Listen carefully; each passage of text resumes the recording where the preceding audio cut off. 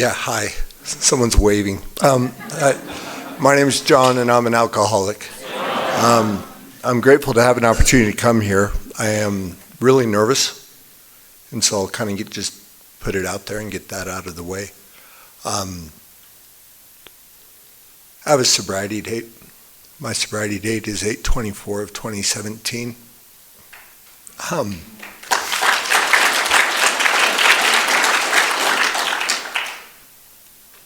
I have a hard time saying that without just so much gratitude for it. It's the most important date I have in my life today. Drew asked me to come and speak, and I've never actually said no to anything AA's asked. I have this life today that is beyond my wildest dreams, and I'd love to tell you about it. And it's as a result of this program. So when he asked, I obviously didn't want to because I get really anxious, but I said yes. And then he said, oh, by the way, the first Saturday of every month is the circuit speaker, so that's going to be you. And I'm like, what an a-hole. So if this goes really bad, please blame Drew. I have a home group. My home group's Sunday night, big book study. It's in Bountiful. I have a service position. I have a sponsor. I have sponsees. And like I said, I have a life today as a result of these steps. The book tells us that our stories disclose in a general way what it used to be like, what happened, what it's like now. So in a general way, I was raised mostly in Farmington, oldest of 6 kids. I'm one of 6. Drew's 5 of 6, and was raised in a home that my growing up was in a home that was very religious. And what I mean by that is, growing up, I always knew what the rules were. And I knew how important those rules were. Looking back at it, I oftentimes didn't know how important I was, but I knew the rules were important. I was someone who always been diagnosed with a generalized anxiety disorder, someone who was always anxious.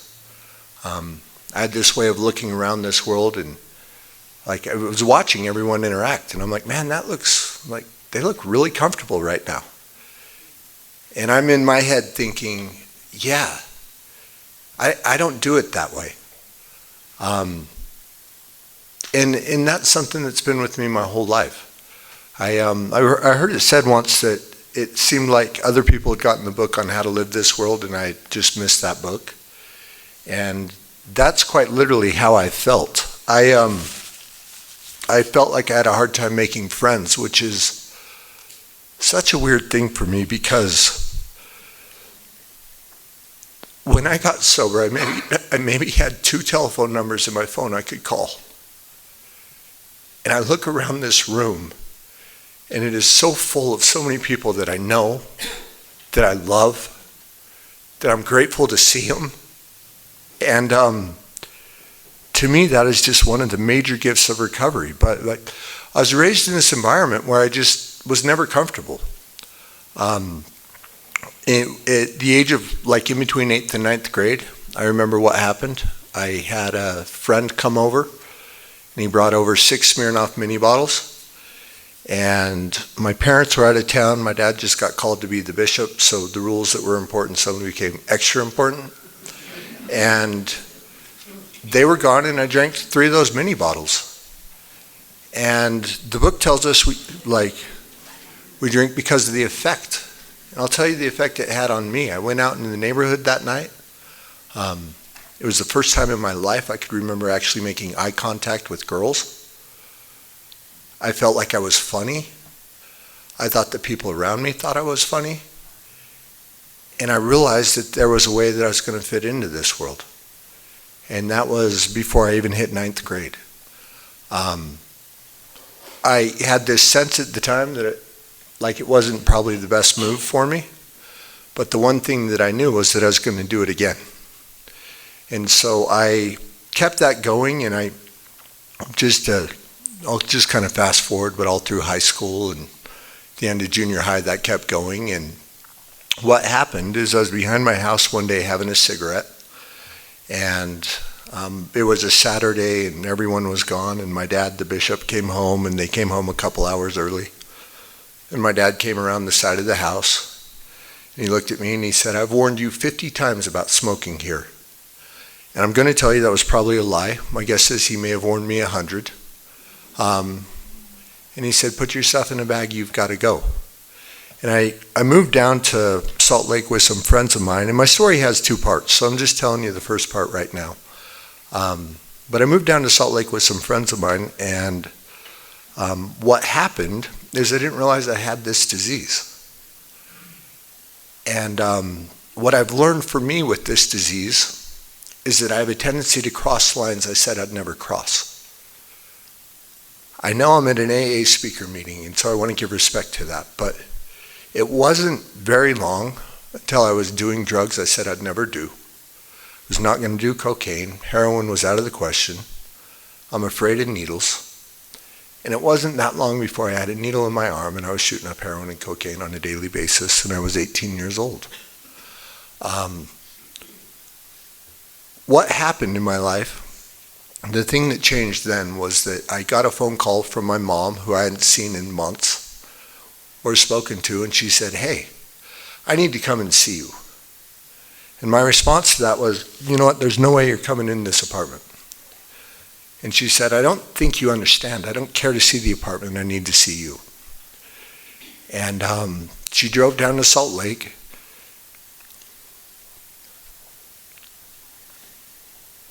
This is 30 years ago, and I can still remember sitting in the apartment looking out the window and not having the courage to walk down the steps to see my mom. I was so ashamed at what I'd become. And when I went down, she just said, "Hey, we want to help you." And it was within no time that I was in a detox, and I was on my way to a treatment center in Arizona. And it's a interesting thing. I went down there, and it was the first time in my life I felt like I was around people that I could relate to. I was around people that it felt like they understood me. I was 19 years old, and I was just trying to figure it out. And after that, I thought I had this great plan with my life. So I came back. I got a degree in psychology. I went to the Graduate School of Social Work to become a licensed substance abuse counselor, thinking that this is what I was going to do. And got married, started a family, decided I'd go get some more schooling, so I went to the Y, real close to here, and got an MBA. So I did part of it at the U of U and part of it at the Y. Don't hate. And I had no path. If you look at that as far as a education and a career path, all that is like someone who is so afraid that they stay in school because school felt safe. And that's what I did. And I had graduated from the MBA program. I'm trying not to spend too much time in this part of my life, but I think it's important. Decided to change career path, decided to do something else with my life. And as we read on the bottom of page 60, it talks about being the actor and the director, and arranging the lights, the scenery, the ballet, the whole show. And I was doing that with my life. And I'll tell you, at that time, it really felt like the show was coming off pretty well. I'd love to take you to a really specific day in my life. And I'll tell you what happened. It was St. Patrick's Day of 2003. My son, who's here with me tonight, was 2 years old. He was getting ready to turn 3. My wife was pregnant with our twins. And I got a phone call that night. And I'd just gotten this new job. We were moving down to Las Vegas. I'm telling you, life was good. And that night I got a phone call from the doctor, and the doctor said, "John, we got your test results back, and they came back suspicious." And I had no idea what suspicious meant. So I remember just saying, "Okay, cool. What's suspicious?" And he said, "John, you have cancer." And I was 28 years old. And he said, I'm going to clear my schedule tomorrow morning. I need you to clear yours and come right in. And so I went in and met with the doctor, and I asked him what the prognosis was, and he said, you have stage 4 thyroid cancer. And he said, in these scenarios, the worst case scenario is I give you 6 months. And I sat with him for another 5 minutes, and I have no idea what else he said.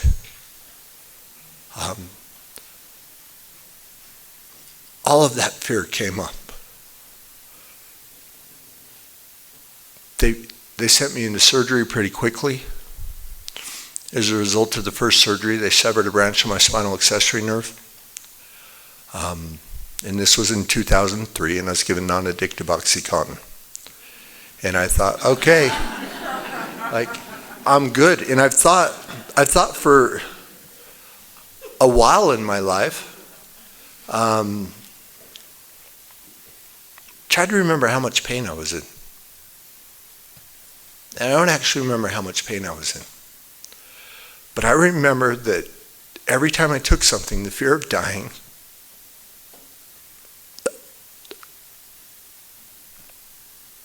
not being around to see my kids grow up, went away. I went in for a surgery. The first one went pretty bad. I went in for radiation and all the other things. I went in for another surgery and more treatments, and they couldn't seem to get it all. And somehow 3 years later, I was still alive, and I went for a surgery in Rochester, Minnesota at the Mayo Clinic. And I remember going into that surgery, and I remember after the surgery, the doctor came to me after the scans and said, hey, I've got great news for you. And he said, we've got it all. And I remember what I was thinking at the time, that would be great news. And my thought was, now what am I going to do with my life? I knew I was hooked on pills. I was drinking a bottle a night to be able to fall asleep. And then I had this great idea that, Jon, you have a master's degree in this. Pull yourself out of it. That was in 2006. My sobriety date is August 24th, 2017. So for the next 11 years, I worked to pull myself out of it. When I went to treatment, I hadn't read the big book at the time. I didn't realize that self-knowledge would avail me nothing. And man, did I put a lot of self-knowledge into this disease. And it's an interesting disease for me because it's one of those things that the harder I worked on it, the worse it got. And the worse it got, the more I felt like I needed to put effort into it. In my head, I thought I was doing all these things to solve it. So we moved from Las Vegas, where we were living, up to Utah. And I thought, well, Vegas has to be the problem. I mean, I know someone's in here who's been to Vegas. And when I lived there for 7 years, like, that had to be the problem. And so when we moved up, the problem became that I brought the wrong person with me. I brought me. And I didn't realize I was the problem. My wife and I, we had another kid. This kid's absolutely delightful. If anyone's in the audience thinking the kid's going to fix the problem, like, I wouldn't change having this kid, but it didn't fix the problem for me. I wouldn't trade having the kid, though. This guy's awesome. His name's Cash, and it was a couple years ago. He was probably 6. So 9 years ago, I asked him if he had a middle name. It's like the fun things parents get to do. It's like you just mess with them when they're younger. And I'm like, Cash, you got a middle name? And he goes, yeah, I think so. He said, it's money, Cash Money. I looked at this kid and all I could think is, what the hell? And he goes, yeah, Dad, all my uncles call me Cash Money. And so I have him saved in my phone now as Cash Money. Like, it's probably the most delightful kid in the world, but he didn't solve the problem. There was a point through all of this, before I got sober, that my parents and my in-laws had gotten together to figure out if they could petition with the state to put me on permanent disability. Never thinking I would be a part of this world again.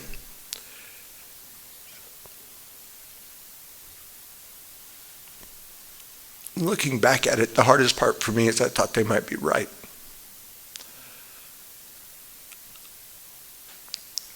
When it talks about hopelessness, I was in a place of complete hopelessness. A couple of things happened in my life. Some of the things that happened was my brother got sober. And we used to be around each other and we used to hang out a lot. And then I never saw him. I couldn't hold any jobs. I got to a point where I had a hard time applying for a job because I knew if I got the job, they'd spend the next 2 months trying to figure out how to get rid of me. So I got to this point where I had this job that was selling logo equipment, like hats and pens and different things. And it was commission only, and I could barely leave the house, so I didn't make any money. But I had business cards with my name on it. So I felt like I was something. And that's where I had gotten. That's what it used to be like for me. What happened in the summer of 2017, my in-laws had given their side of the family a trip to Newport Beach, California for Christmas. Actually Oceanside, but they spent time up in Newport. And I love Newport Beach.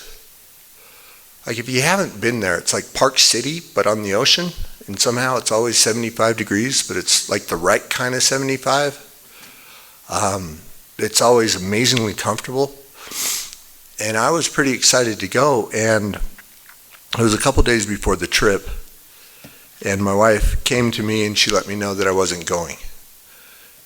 And she's heard me tell this story a few times. And it was a few years ago where she came to me and she says, "Man, you keep telling people you were uninvited on the trip." And she goes, "You were actually never invited to start with. I just had to be the one to tell you." And that was harsh, but accurate. And what happened was they went on this trip, and I was talking to my kids. So my oldest son was 17 at the time, the one who's here. My twins were 14. My youngest was 9 years old, cash money. And they were telling me it was the best vacation they ever had. And I knew they were right because I wasn't there to ruin it. I knew they were right. And I was home, and I didn't know what options I had. I had quite literally put everything I could think of into this disease, into fighting it, into figuring out my way around it. And I had gotten to this place where I had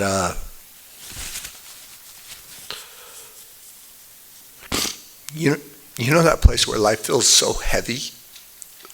It is like so heavy. Our book has the perfect words for it because it calls it pitiful and incomprehensible demoralization. And I remember waking up one morning thinking, man, life has never been this heavy before. If I can survive today, tomorrow has to be better. And I got through the day, and I woke up the next morning and it was worse. And I really felt like I was out of options. I went through the house and I locked all the doors and I pulled the blinds, which was like a really weird thing to do because I wasn't a guy anybody came to visit ever. And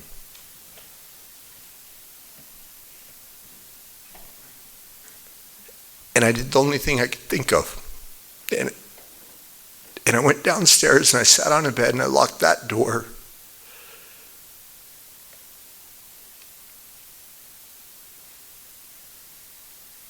And I said the most sincere prayer I've ever said. which was simply, God, if there's a way out of this, please help me.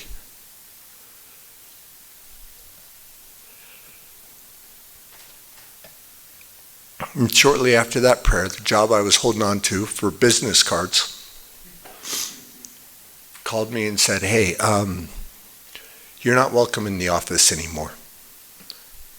Please don't tell anyone you work here. My wife came home from Newport Beach, or from California with the kids, and it probably won't shock anybody that they extended their trip a week. But when they got home, we took the dog on a walk around the park, and she looked at me and said, hey, I don't care if we stay married or get divorced anymore. I don't even care. All I know is you have to leave. And I was looking at my kids and couldn't even get them to really make eye contact with me. And so I thought, well, I'll run up to my parents' house because they put 4 of their kids in treatment and they've never been a part of Al-Anon. So I'm like, great enablers. And I went up there and I thought, okay, guys, I'm ready to move in.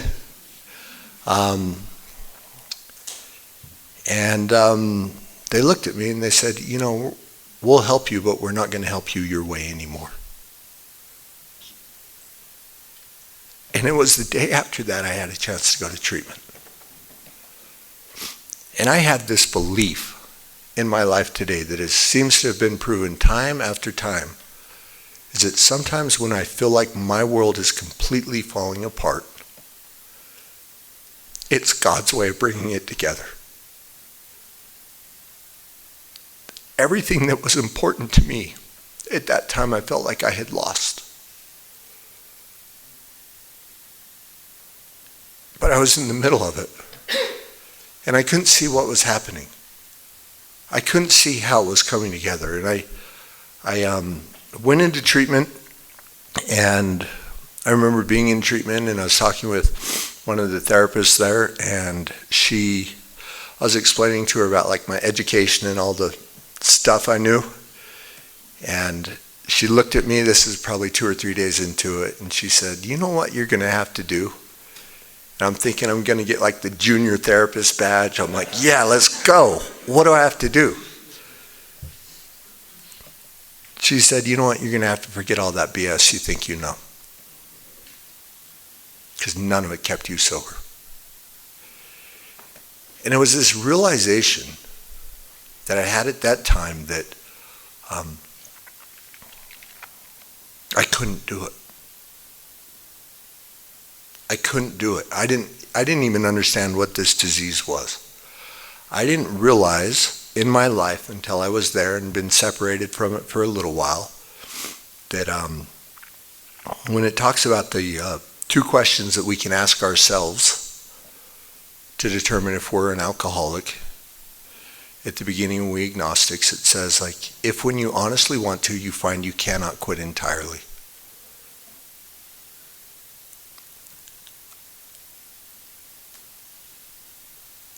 I don't know how many times I said I'd never do that again. The 3 Christmases, 3 in a row, before I got sober, I remember hiding out in a room in the basement, just sobbing, thinking I'm never going to do this to my family again. And it just kept getting worse. So with that, when I honestly wanted to, I found I could not quit entirely, and my hand went right up there. And then the next question was, if when drinking you have little control over the amount you take. And I can't tell you how many times I went for 2 drinks. Just 2. I was in an AA meeting early on, and I heard an old timer say, I'm not a guy who can have 1 drink.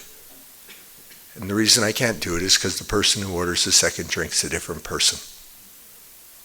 And it was the first time I heard something that made sense to me. I always started with a plan.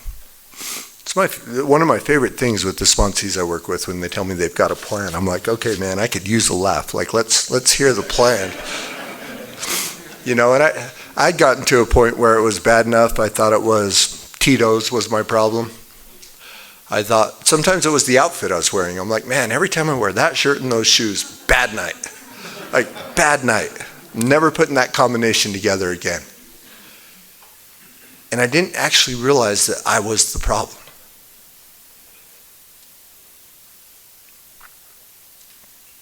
So I started going through this process, and it was tough. I was in treatment on my 20-year wedding anniversary. So if anyone's looking for ideas on how to spend a 20, I would not put that on the list. And the night of the 20 was the first night that we had a couples processing session. And so my wife came in that night, and I remember I thought it was going remarkably well. And the counselor said, hey, what is it you want to see out of him? And she goes, I want him never to drink again. I want him never to relapse. And this giant of a man looked at her and just kind of laughed, started laughing on his chair, and it was teetering. And he said, he can't promise that. But what he can promise is that he'll be honest and transparent going forward. And if he does that, you'll see a relapse long before it ever happens. And for me, I believe there are times in this world where I actually hear something, and times in this world where I feel it. And when he said that, I felt it. And I knew that's what I had to do. So I made that promise. And then after that, we had some hard conversations. And I saw my wife of 20 years drive away that night. And two things happened after getting honest.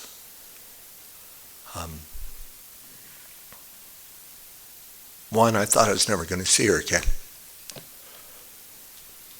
And the other thing that happened was this backpack that I'd been carrying that had to be 200 pounds, it finally got to set down.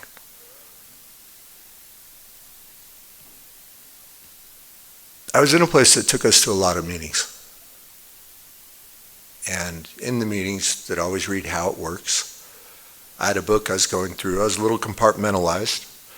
I didn't actually realize that the first paragraph of How It Works talks about honesty till like a month into doing it every day. Talks about being constitutionally capable of being honest with ourselves, grasping and developing a manner of living which demands rigorous honesty, and having the capacity to be honest. And I remember when that hit me, it like blew my mind. I'm like, wow, has anyone else seen this? And I knew that like part of it for me is that I had to be honest. Honesty for me is a scary thing. I'm pretty sure my dad's never like hit his knees in the morning and asked to be divorced from self-pity, dishonest, and self-seeking motives. I've done that every morning for 6.5 years. I don't think I'm actually an honest guy on my own. I think for me, the reason why I get to be an honest person today, or at least more honest than I used to be, something I strive for, is because I get help. I had a few things happen in treatment. One of the things that happened was the therapist, and we're getting out of the treatment set here, but this is part of like what it's like now, but the therapist told me that I had to go get a job at Costco when I got out. And I remember yelling at him, telling him how important I thought I was, explaining that my that there wasn't a way for me to provide for 4 kids at $13 an hour. And he said, no, you're not listening. He said, if you want to get sober, you need to go get a job where you can show up, put in an honest day's work, and go home. And it was 2 days after leaving treatment, I got this job at Costco. and or at least I applied for it. I got it like shortly thereafter, and I was in the IOP program for treatment, and I thought it was great because Costco had scheduled me the same nights I was supposed to be in treatment, and I'm thinking, man, treatment told me to get the job. I got the job. Now I don't have to go to treatment. Like, I'll just show up and stock produce, which was the section I was in. And I remember some of my kids were teasing me because I'd come home with my name badge that said Jonathan Produce. And they're like, great, Dad. But it had been so long since I had a job that actually wanted me to show up. It had been so long since I was a part of something. So I went to this job and I told them I needed a couple nights a week off. And they told me, we don't do that for new people. And I don't know if anyone's been inside Costco. Costco's big. And Costco has like a office. And inside the A office, there's a special office. And I had to go meet with the general manager in the special office, talk about getting these nights off. And I had all these things in my head that I could tell her. And I said a quick little prayer, and I realized that I just had to be honest. So she came to me and she said, hey, I know you need these nights off. Why is that?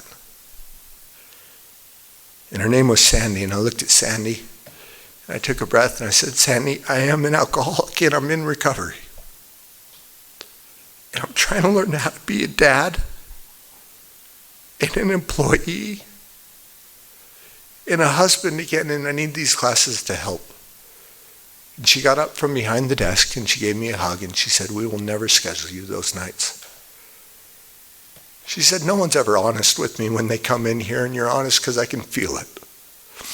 And I left her office that day on cloud nine. Costco taught me a lot. I'm not an early morning person. Some people are. Some people are really good at like 4 a.m. or 3 a.m. And that's never been in my wheelhouse. And Costco started scheduling me at 4 a.m. And my alarm would go off at 3:03 because just 3 sounded way too early. And when the alarm would go off,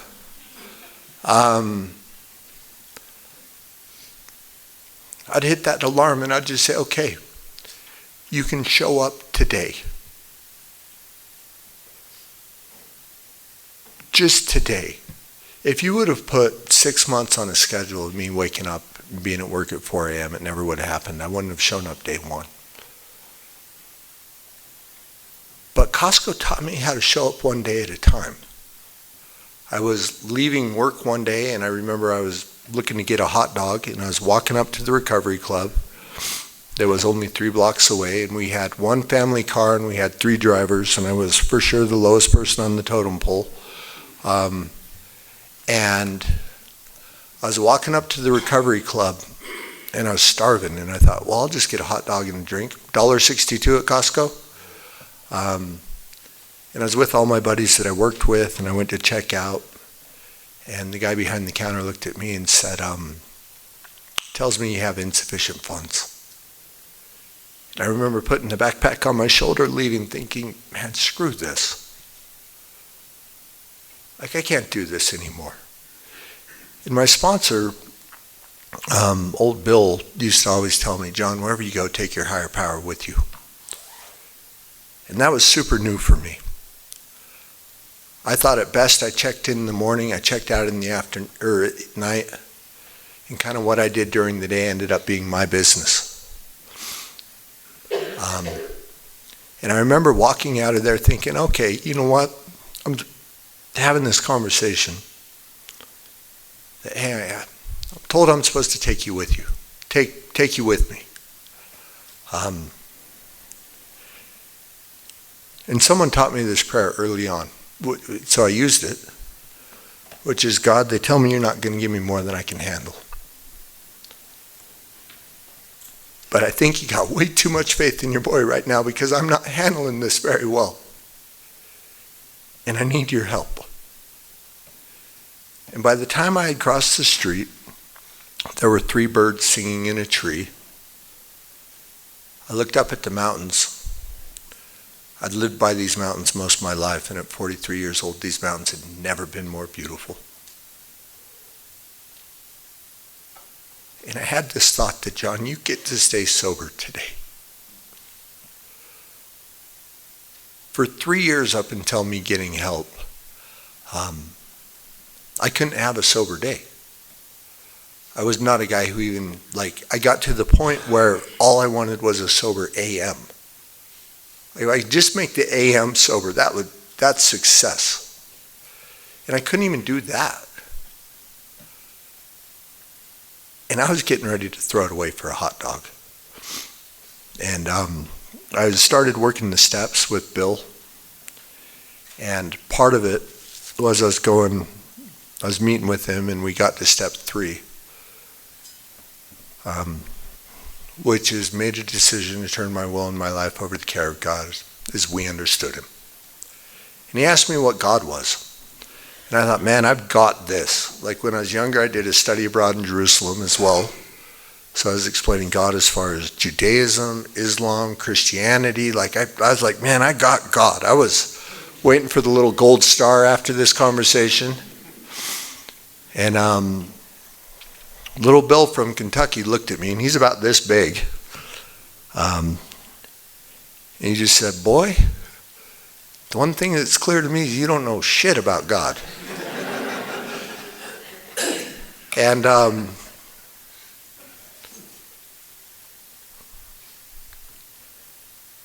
then he said, the sentence that's most important to you is that you recognize that God could and would if you were sought. And he said, Jon, be a seeker.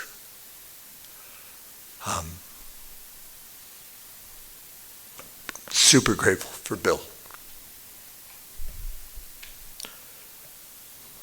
That was 6 years and 4 months ago. And to the best of my ability, imperfectly, I've tried to be a seeker every day. Bill gave me some other advice. He told me to leave my big book open on my bedside table, page 86 and 87, and read it morning and night. One morning I was calling him. I was completely shot out. I had all these things I had to do, and called Bill, and I told him about all the stuff on my plate that day. He said, well, you taking your higher power with you? And I thought, oh, Bill, I forgot to pray this morning. He goes, well, it tells us on awakening. He goes, let me give you a really good rule of thumb. He said, try to spend 30 minutes a morning in prayer and meditation. He goes, read what you need to read. He said, unless you're having a really busy day like you are today and you got to wake up early. And in my head, I was thinking, there's my out.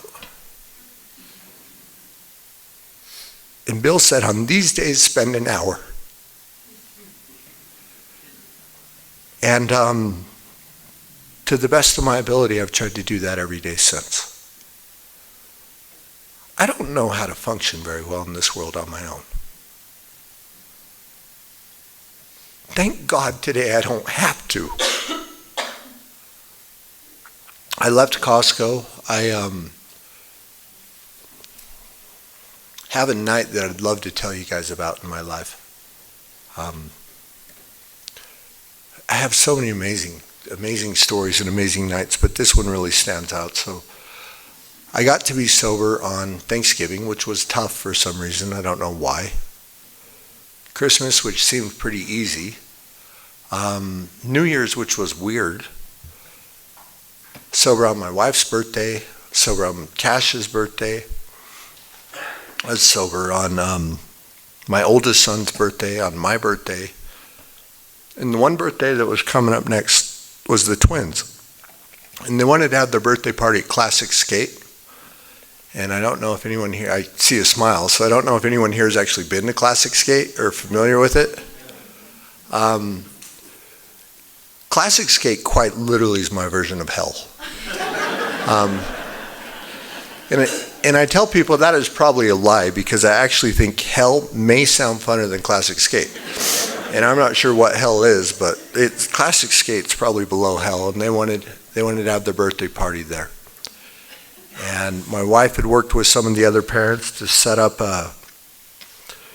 to rent out the place. And I remember showing up to this birthday party. And I remember thinking, it's going to be the worst night of my life. I remember thinking, I don't have gifts. I'm still trying to rebuild my life. I don't know how to do it. And then the old Bill, Jon, take your higher power with you. So I said a prayer and I started walking in, and something happened as I was walking in, and I realized that night was not about me. Which is weird for a guy who's selfish and self-centered, where everything's about him. So I put a smile on my face, and I put on some roller skates. And I'm not roller skate coordinated. I don't know how that works. I tell people probably the analogy is like a giraffe and strobe lights going around the rink. Like, that was me, splashing out at all the turns with a big smile on my face, and I did that for about 3 hours. I went home that night and I thought, man, that was an okay night. And one of the twins, my son Charlie, came into the room.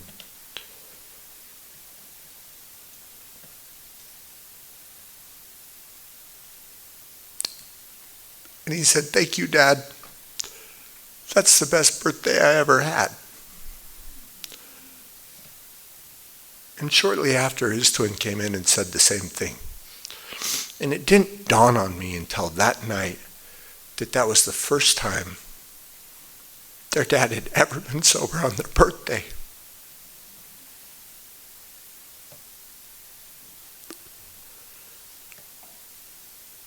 I wasn't planning on seeing him turn 1.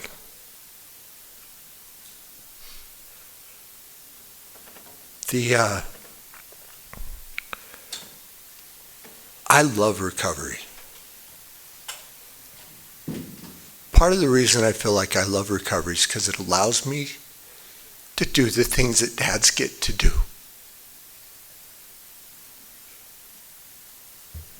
It allows me to show up in ways that I was never able to show up before on my own. It allows me to be a friend, and I cannot even believe how many I get to have here tonight. And it allows me to be a part of this world. Part of the principles in recovery, like, we get to use them all the time. My son who's here, there was a time that he was struggling with something, and he had made the decision to go on a mission, which I supported. It was just like, man, whatever your decision is, man, I got you. I'm with you, whatever it is. And he called me and he said, Dad, I don't know if I can do this. I said, okay. And he said, yeah, I don't know if I can do this for 2 years. I said, I don't know if you can either, but I know you can do it today. That's how I look at my sobriety. By a lot of grace I get today. I used to tell my wife all the time that, like, I'm doing okay today, like I might drink tomorrow, and just watch her spin off like a top, like.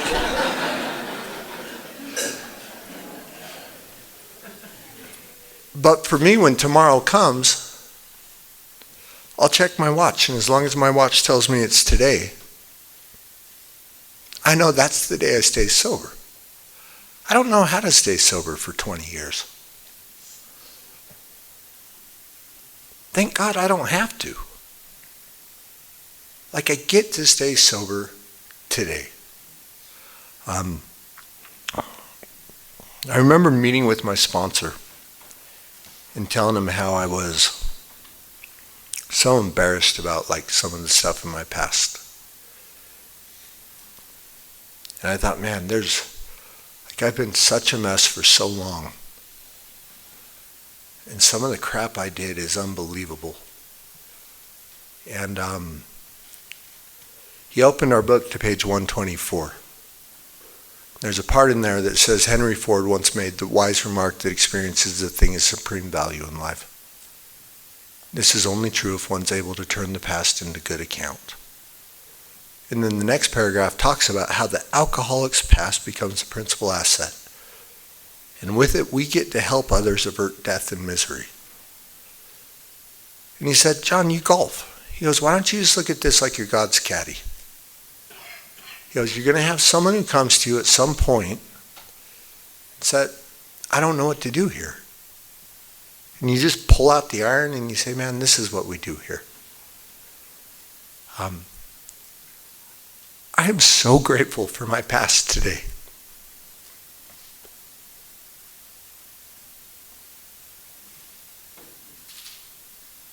Through the steps, I've been able to turn that disaster into something that helps others. I've gotten an opportunity to be a new person. I get to realize that I have this huge power in my life. And when my sponsor told me that I don't understand God at all, and that I needed to switch the wording in step 3 to make a decision, turn my will and my life over the care of God as I don't understand him.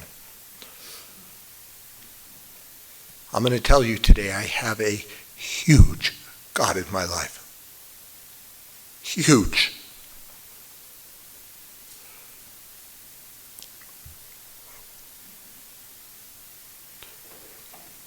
This God's able to watch over my family,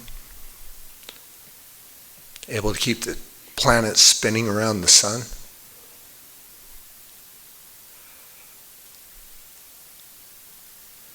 This God is my employer. He's the actor, he's the director, he's the principal, he is the father. And I don't know if I understand this God at all. I feel like the closer I get to it, the less I understand it. But the one thing today I know with a certainty is that this God understands me. Because I get to feel that. And I get to walk through this world with more peace than I've ever had. I know there's a way to do it. I'm grateful we've got so many people here who are newer. I remember being in a meeting, picking up my 90-day chip, thinking, man, if these guys had any idea of the shit rolling around in my head, they wouldn't give me this chip. But I knew I had stayed sober. And old Bill told me, he said, John, got good news for you. He said, the 12 steps work like an adjustable wrench for every nut who walks through the door. He goes, you're going to be all right. I thought, okay, let's keep trying it. I have a life today that is quite literally beyond my wildest dreams.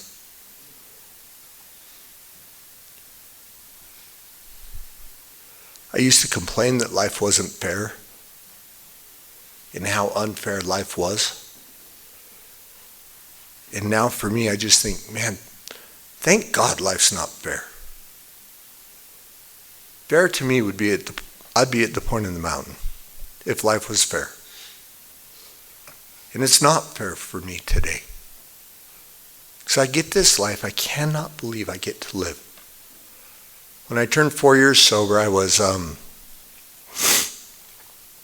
I'll close with this story. When I turned 4 years sober, I was working at this place, and it was the morning I turned 4, and I was so excited because I had never really been 4 before. And I showed up to this place, and the owner of this place pulled me aside that morning, and he said, John, you're like, he's a baseball analogy guy, and I never really played baseball, so he's like, hey, you're the best player we got. I can put you in the field at any position. I know you'll field it well. I'm thinking, okay, I'm slightly following. And then he said, but you're also like one of our most expensive employees, so I'm going to let you go. And I remember driving down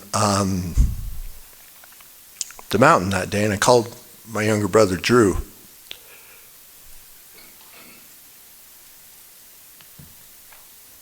because Drew didn't give up on me. Drew helped me get into sobriety. And I call him on my birthday and I always thank him. And he said, well, what's going on? And I explained to him how I got laid off. And towards the end of the call, Drew said, well, congratulations. And I said, well, man, it's been a great 4 years. And I'm trying not to say this word at the pulpit, so I won't. And he said, not on that, you effing idiot. He said, congratulations on God moving you where you couldn't move yourself. And that's been another example of, like, sometimes when I feel like my world's falling apart, it's God's way of bringing it together. Because what I get to do now is not something I could have even dreamed of while that was happening. I used to tell people that Costco was the best job I ever had. And it was a good one. It's for sure second on the list. Because what I get to do now is the best thing that I've ever done. And I get to be a part of this world in a way that I never thought possible. I'd like to just end with this quote out of the book. And it's on page 100. And it is two of my favorite sentences. And it says, when we look back, we realize the things that came into our life when we put ourselves in God's hands were better than anything we could have planned. Trust the dictates of a higher power, and you will live in a new and wonderful world, regardless of your current circumstances.